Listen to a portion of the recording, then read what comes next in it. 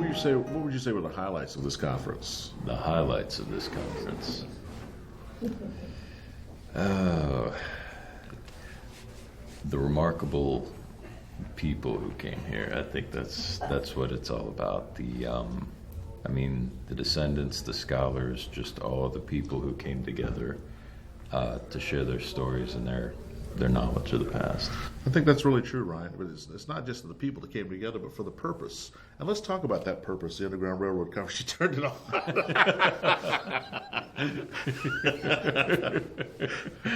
We totally thought you were joking.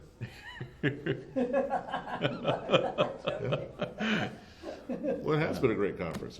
It has been. It has been a great conference. Remarkable, actually. I really haven't seen, getting the scholarship, say, on the Underground Railroad or something, that you see that kind of thing. But to get you've got Black Seminoles from the Bahamas, Black Seminoles from Texas, and who haven't met each other, but they even can sort of trace back how they're related. And then you've got Gullah Geechee folks from up and down the East Coast. You've just got a lot of other scholars and interested people from all over with their own kind of personal stories. That was the remarkable part. What it seemed to mean to the families who came here, especially those sort of personal connections. I thought that was what stood out the most for me, along the theme of then, of course, the fact that you do have all these, you've got, the Black Seminoles moving along into Texas, down into Mexico, and then back up to Texas again. You've got people who actually went by boat from Florida and they lived in the Bahamas, and those stories still exist. And of course, the Southern Underground Railroad, it's amazing that story hasn't been told as widely as it should have been. I appreciated that part of it, the philosophical and theoretical underpinnings of flipping on its head the whole idea of going north in a search for freedom, following the North Star, Frederick Douglass, Harriet Tubman, the stories that we learned in high school, and what really has become part of more than American mythos, really what we learned in school, to turning it into that the Underground Railroad actually flowed in many directions, and one of those directions was south. Yeah. One of those directions was west to the southwest. When Larry Rivers talked about that at the Matheson Center at the Pleasant Street Historical Awards for Clarion Smith Griffin, it seemed, even at that time, well, wow, that's not far-fetched, but I haven't heard that story before. And then to come here and hear a scholar like William Katz talk about it extensively in his opening remarks, which were incredible, and then to have every single element of this conference follow instead, it seems almost that maybe the way it was talked about before got it wrong. And this is the way to look at it. Gullah Geechee people in their nation coming south in boats, Seminoles using the waterways of Florida, and it's particularly relevant here. You can just see after listening to those stories that this has to be the way it was. I agree completely. The script has been flipped, to use the vernacular. Indeed. And then on the personal level, to be able to do these interviews with people who haven't shared their stories before, or at least not necessarily in a way that could be shared more widely, that's also been pretty special about this conference. Just the range of people and the number of things that they can talk about. All of the different challenges that they've faced, successes that they've experienced. That stood out for me. What kinds of highlights would you pull out of the interviews you were able to do while you were here? I think it was a great mix of scholarship and family, as you pointed out. During the awards banquet, to have the people who were recognized be recognized for their contributions to telling the stories, and then as you mentioned, to see people from different parts of the country, different branches of the same tree, come together and begin to recognize each other. The Warrior family, top to bottom, was really exciting. We opened up with that interview with Veronica, and then Fixico.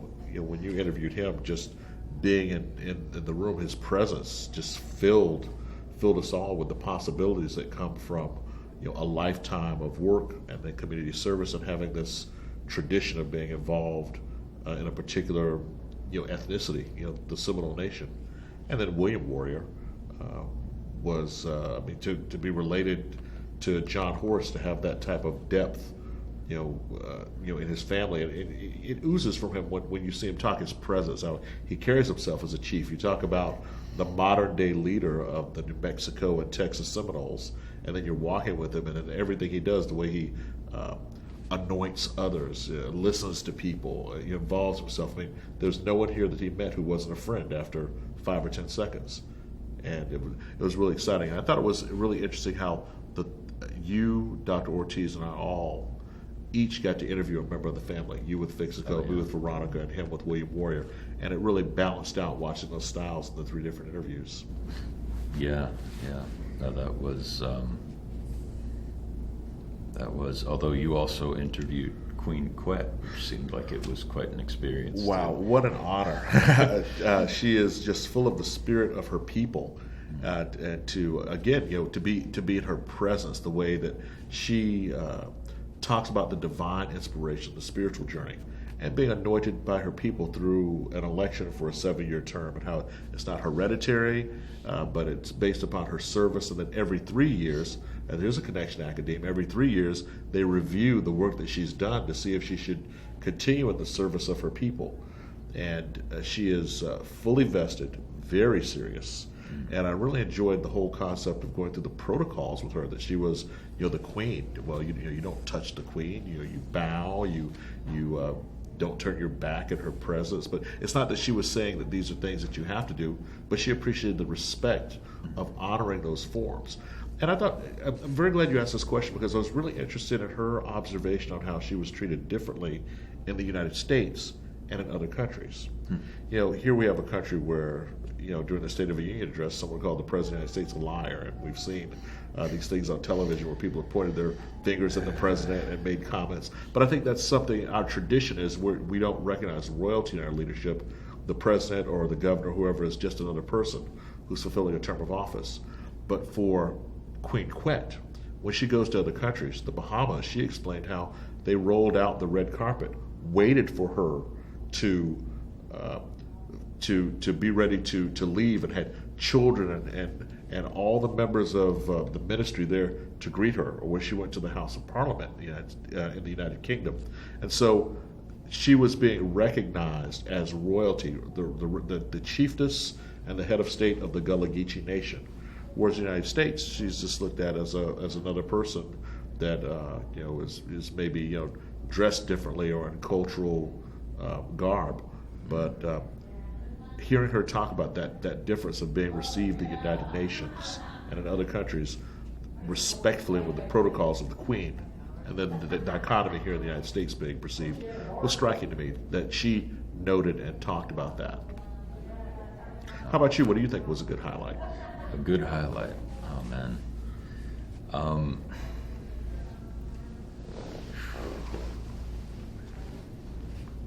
It's always hard for me to pick any one interview or experience over another. I mean, I guess, again, for me, a lot of times it's about the personal connection, and so the ways that people especially made their own personal connections in relating their stories, that it wasn't just, the story of things outside of their lives, but what it was like to go through their own lives. The challenges they faced growing up, and how that has affected how they view the importance of their history now, or why they find it important for children to be able to know this history, or for the wider world to be able to know this history. I think maybe those would be some of the greater highlights. And then it's always the unexpected stuff, like Wilton Russell, who grew up in the Bahamas, and his grandmother told him all about how they were Seminoles, and the Seminoles had come through the ocean, and he had this whole story about that. Just the challenges he faced growing up. I wouldn't have known to expect that metal was so scarce that they actually knew the pieces of it that they had, and it was, most of them were rusted, or they were things that had been like salvaged or found or kept. And so yeah, he had to dig up a lot of like wild roots and stuff to eat. He had to go hunting himself for the food that they were going to eat, and then it was always with sharpened sticks and things. The roots, he was grating them with sharp rocks, or that's, for a kid, that's a tough living growing up. So those kinds of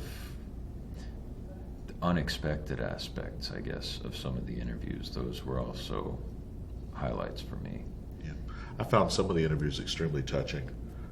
Speaking with Raphaela Brown was really, quite emotional when she began to talk about her mother and missing her with her passing recently, and was able to display the quilts and talk about, the pieces basically of their lives. Nothing was thrown away, and so the cloth that was used for a dress or a shirt or anything around the house was put together in those quilts. And that's an American story too. Jesse Jackson talked about the same thing in that famous speech for the Democratic National Committee, where he talked about patches, just putting little patches of things together. And I was reminded of that when she spoke, but also just the tenderness of the story when she talked about her mother and how the quilts reminded her, of the time they spent together. The pictures that she showed from Mexico, the story about the house burning down, and then the portrait of her mother on the cover of the book that she was also showing us, looking through that burned out section of a house in Mexico, and then pulling back and seeing other pictures where you could see the cactus and the shanty structure in the background. It was very moving, because we all love our mothers, we all love our families, and then for her to, in the midst of explaining to us the significance of sharing that legacy, that she has now become the matriarch for all the children in her family because of her brothers and sisters who have passed on, and they come to her, that she's become that mother figure in the same way that her mother was. That was quite moving. And still, her responsibilities in ensuring that they paid their Seminole dues for the upkeep of the cemeteries and other activities of the Seminole Nation, as she explained them to us in her story, was quite powerful. I was really moved by her story in particular. I think when we look back on that interview, even in the future, we can see that she was emotionally caught up in it. And I found myself getting caught up in it emotionally as well. That happens. It's part of what we do, I guess, sometimes. But yeah. The unspoken hero, of course, is Deborah Hendricks, always off camera. Always off camera. Not but far off camera. But a central part of the story. People don't get to know about the work that she does because she's behind the camera, but she does a great job. She does. Okay. Although that's enough. I don't have to put you in front of the camera soon, huh? Well, I just got a tear to my eye. oh my God. Although I gotta say, it was probably extra work to keep two cameras going, especially That was really because incredible. one of them had to be upstairs in the hotel, and that was a lot of. That was something. Yeah, that was some interesting traffic. But Running from here to room 222 and back, in between. Yeah. So a lot of times off camera, people don't get to see that the camera had to run by itself while you had to go and adjust the light, the color temperature, and the other one, and then come back here. Yep. And that happened for 3.5 days. Yes, It it did. worked, though. It did work. That's the important thing. And that's We had a lot of help too from Aiden and from Yes. Quinta and from Guy in helping organize the rooms and the people that were coming Yeah. in that we spoke to. We couldn't have done it without them. could not. No, it's true. Or in truth, a lot of the interviewees or their families were very eager to have the interview done, and so their help was I mean, absolutely necessary in terms of the pace. I forget if we talked about that since the recorder was unexpectedly turned on, but That was a good one. No, we're in this So what's our one. program? What we're talking to each other. We should be talking in that chair. yeah, This is I just- guess so. This is This just year? for us. Yeah. But This is just for no, us. no, of course. But the train of thought got derailed there. You were talking about the pace. The pace, man. Seriously, we've done close to 20 interviews. I mean, a few of them were kind of short because that's because we caught someone at a certain moment, or now that the conference is ending, some people had to catch their planes, but most of them are at least an hour in length. Some of them are well in excess of that, and we've done about 20 of them in basically 3 days. There are only 4 interviews under an hour. Yeah, They really are. No, And that's- even counting our 4 annual trips to the Mississippi Delta, I can't think of any one of them where this much work was done in such a short amount of time. We have 23 hours of interviews over the course of just a few days, and they're so varied in Yeah. what to expect. As you said, from people talking about their experience with the Bahamas, with Mexico, with South Florida, with the Southeast. We talked to people about the Florida Civil Rights Movement in Tallahassee.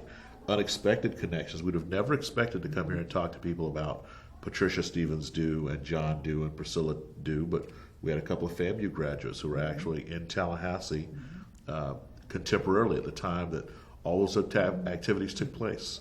And then to find out the discussion on the hotel with Enid Curtis Pinkney revealed a connection that the actual hotel in Miami where Patricia Stevens Dew in 1959 and her sister Priscilla, at that time Stevens, went and learned about the Congress of Racial Equality was the hotel that she was talking about. So the entire history of Florida Corps started in this chair a little while ago when Miss Pinkney was here, because if there hadn't been a Miami Corps in 1959, there wouldn't have been a Tallahassee Corps in 1960, and there wouldn't have been a Denellen Corps in 1963. And we could not have ever expected those connections to take place at this conference. Yeah, much less to be interviewing a woman who happens to be trying to keep that building from being demolished Exactly. right now at this moment. So that's Incredible history.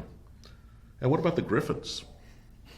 They were really great. I mean, here we have basically 2 African American gentlemen across a couple of generations representing the cowboy spirit of the state of Florida, the ag spirit of the state of Florida, and representing the true diversity of Florida, because that's not something that people traditionally see through the lives of African Americans or African Hispanics or people descended from Native people.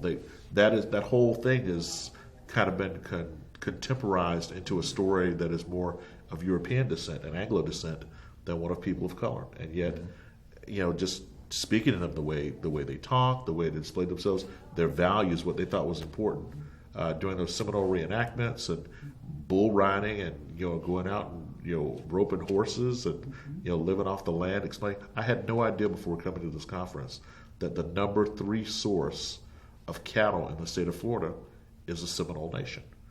We had to come here to find that out. They put out the beef number 3 in that type of production. So agriculture is very important in terms of the history of the Gullah Geechee Nation, the Seminole Nation, and the civil rights story in Florida.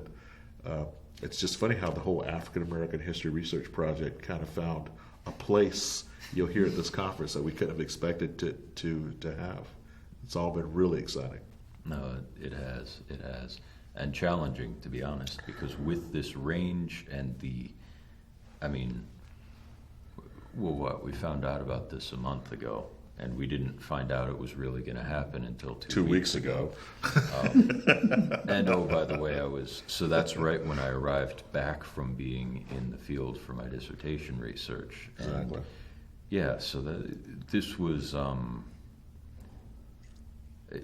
I mean, that made it fun in a way, but that made it a lot more challenging because there was no time for background research or to say hi to anyone, except thankfully the Warriors, who we got to have dinner with before the conference started. But My fun part was when we got here and we didn't have the 2 rooms that we expected to have, and so we had to turn one of our hotel rooms into a studio to do interviews in. That was your Yeah. fun part? Well- that was my nightmare part. We're always running on the fly, but Yeah. well, the we were fun really part truly on the was fly. then we were supposed to have that room the next day, and we still didn't have I it. still didn't. Yeah, so that was. And here on the next day, the alternative room is locked, so we really only have this room for today. Yeah. For 2 so days. so Yeah. basically, it. Well, Like I said, challenges, but hey, fun challenges. it So was that's because we were successful at Yes. everything we did, Yes. and that's it worked out. that's the proof of the pudding, so to Yeah. speak. Well, I It think is. we've been tested in being flexible, and Yes. this conference and collecting this research and meeting the people who are here and sharing their story, preserving it to be able to tell it, has been the culmination of everything we've done over the last 3.5, 4 years, as far as being flexible, going into the community, working with people where they are, not getting too excited no matter what happens, and just doing the work that needs to be done. And I want to give credit to you guys as my colleagues and Yeah. Paul and Sheila and everybody that participates, because you really have to be patient and expect that whatever you've planned is maybe not going to work out that way. You have to be able to go with the flow How That's true right. is that? to get it done. But again, I will emphasize, especially at this conference, and I think part of it is the fact that we are at this conference where so many people have come together who have never, been in the same room before. In fact, Wilton Russell said he'd never even been to the United States before. Yes, he did say that. Yeah. Yeah, this was his first time. Is that right? The willingness, the cooperation, and sometimes bordering almost on collaboration of the people we interviewed made a big difference, because it was not difficult to get people to agree to do the interviews. We didn't have some of the challenges I was afraid we might face that could really have made this very difficult were not there, because people were happy to work with us and looking forward to the interviews, and that made a big difference. And I think Aiden might have helped a bit with that, which I think is so thanks, Aiden. Yeah, thanks, Aiden. And Guy Washington. And And Guy Guy. Washington. Who really, really went above and beyond by, I guess, really cementing the deal on getting those interviews at those times. Yeah. So We normally that's- foster a collaborative spirit in the people that we work with. We've had difficulties That's true. sometimes, but generally I think that once people think about what it is we're doing, that we're providing people to come out, to commit an entire weekend or a great deal of time to preserve their story, and not for profit. This is not an entrepreneurial venture. These, No, it is not. these interviews are going into the archives of the state of Florida and the Samuel Proctor Oral History Program at UF to share with everyone, to digitize, to transcribe, to share the public programs, the interviews. They all go for the public good in the land grant tradition, which is what we're supposed to be doing at the flagship institution in the state of Florida. So, they're yay land grant mission. I think we've really helped serve, and I think that helps reputational wise when we come into a situation and people have heard, oh, the Samuel Proctor Oral History Program, oh, Paul Ortiz and his group. Okay, they're good guys. We can work with them, and anything they do, they're going to share their materials with us anyway. So why not work with them? Yeah. Well, and of course, again, a lot of that is also the fact that Paul has been doing such great work and being so consistently able to get opportunities like this to begin with. I think he has, the changes we've seen in the Sam Proctor program since he started are astounding to me when things I almost take for granted now just because I'm getting used to them we're not there. yeah, were not there before he got here. I mean, it was not at all that camera right there, things like that were not going on. All of the digital stuff, all of the public aspects, the idea of even being invited to this conference and being able to, you know, none of that would have been going on. So that's, I agree with that, and I'll even go so far as to say I don't think it'd still be going on. I think we would still Reality be, check. I think we would still be just really thinking pretty low. I mean, just getting oral histories, and that's it. Well, Bob Ziegler predicted it. Dr. Robert Ziegler, you know, professor emeritus in history, who we all know, talked to me several months before Paul Ortiz was at the University of Florida. I had seen the book Emancipation Betrayed in the bookstore and had been fascinated by the cover, which of course depicted African American men, peonage labor, who were forced to work in turpentine in the state of Florida, not allowed to leave the state, and so basically held in bondage and servitude. So I was attracted to that cover, and I went and I looked at it in the bookstore. And then it was almost the next day, Bob Ziegler said, "Well, you know, you really need to meet Paul Ortiz when he gets here," and that's before Pugh Hall had even been built. So you know, the building had not been dedicated. We had a chance to meet, and you know, he was right. He said that this guy will change things. You should really seek to be involved with him. And he was correct. He was absolutely correct. Yeah. Definitely. And this is a testament to it. Just what we've done in the past, like 3.5 days is... Has it been 3.5 days? We got here Wednesday afternoon. Something like that, yeah. Today's 4. Yeah.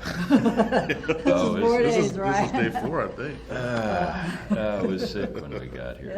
My sense of time must have started. Yeah, you've really bounced back. I mean, you were a trooper. You were not. my You were gosh. under the weather when we got here. That was crazy. Hey, you know, I was not willing to be sick for this because that would have been ridiculous. So,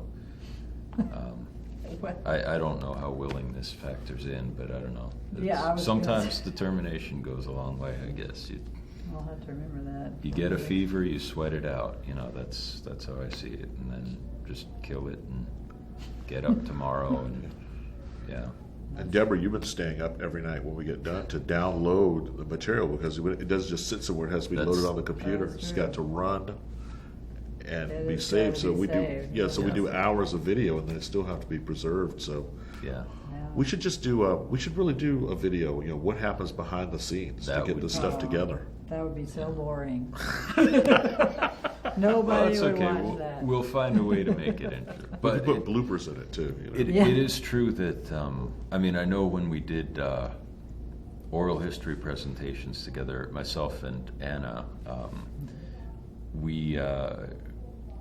she used to like to have this flow chart that I guess Deborah put together, or who put that together? It's a JPEG file. It's this big branching tree. The oral history process? Process, Oh, yeah, and only one part of it is interview. There are like 25 different things on it. And she liked to show that just because she wanted to show students all of the back end and the sort of the front loading in terms of all the stuff that goes into the interview that isn't just the thing, you know, on the tape. And yeah, it's true. A lot of the work that Deborah does is stuff that people don't realize has to be done. Yeah. But it does every time. We appreciate you, Deborah.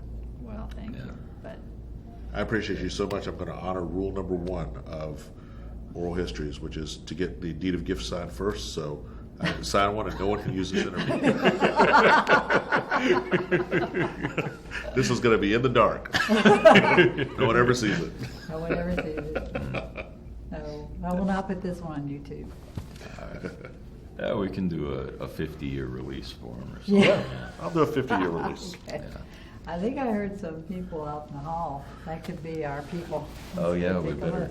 better check that out.